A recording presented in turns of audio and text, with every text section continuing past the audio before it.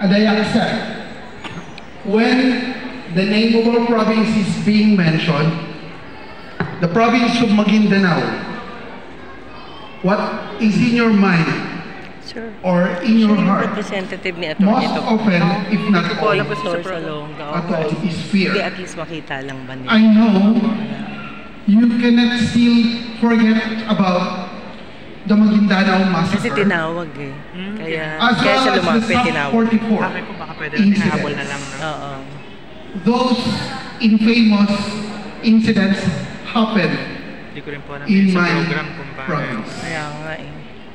I am the provincial administrator of the province of Maguindanao. Tonight, I do represent my governor.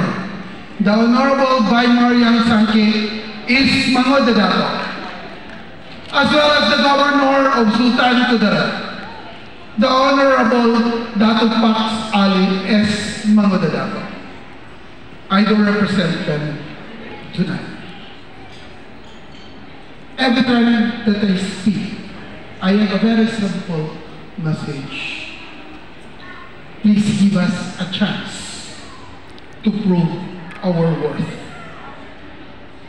Huwag niyong pabayaan na ang inyong mga puso at inyong mga isipan ay nakatuon pa rin po sa pangyayari noon sa Maguindanao Massacre at sa SAP 44 incident.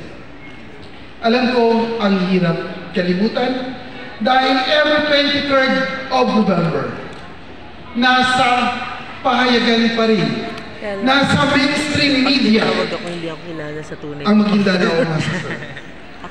Last December, nagkaroon pa nga ng pelikula regarding the SAP 44. Again, give us the chance to prove. Whatever happened in the past, we have rather started to move on. Huwag niyo kaming katakutan. Upon the assumption of my governor, Honorable Baimariang Sanke Mango Dadato, as governor of the province of Maguindanao, she introduced her 10-point agenda. At the top of that 10-point agenda is her desire to attain peace and development for the province.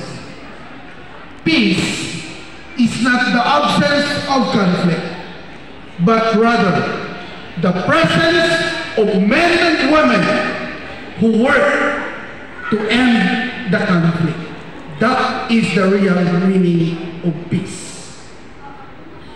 My governor fully understands issues on security because aside from her being a graduate of Bachelor of Science in Nursing, she's also a graduate of Masters in National Security Administration from the National Defense College.